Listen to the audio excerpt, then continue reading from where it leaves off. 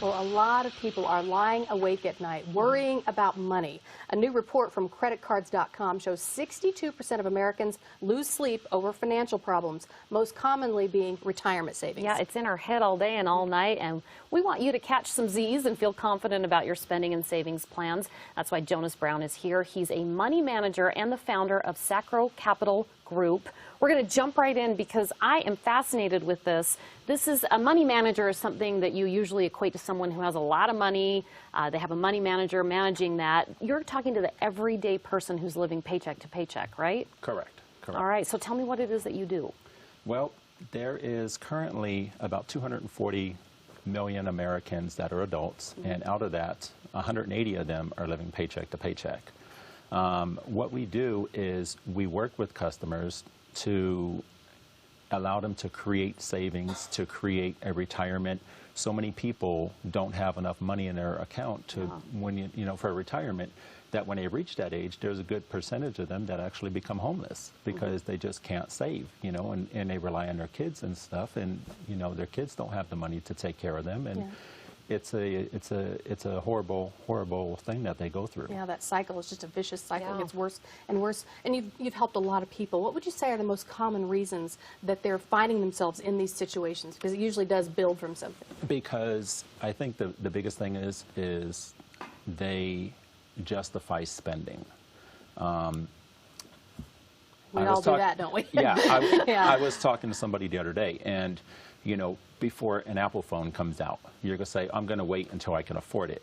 But once it comes out, you justify it to yourself why you should have it, even though you can't afford it. You know, if you look at these thousands of people in the line, you know, a good percentage, 72% of them probably can't even afford that, or they don't even need the phone, but they make it, you know, they justify it to themselves why they should have it. And, you know, people do this throughout the course of their life, but if they don't have access to that additional money, they can't go out and buy those things. So let's tell people how this works. You actually take their income and kind of divvy it up, and you tell them how to spend the money so they have enough for retirement later on. Tell me. Correct. What happens is we set up a trust account for them.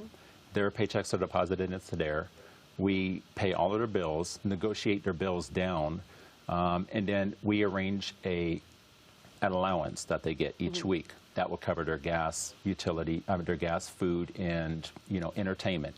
And then what's left over from that, we go ahead and take that, and then we put that into different types of funds, whether they want a Christmas fund, they're saving for retirement, kids' college education, and they don't get access to that money. That just seems like such a smart thing to do. I know. I would just want to not think about it. You handle it. You've been helping so many people. There was a local teacher that we were able to talk to who came to you, and you just helped her really turn things around. Let's hear from her. I have a 2-year-old at home.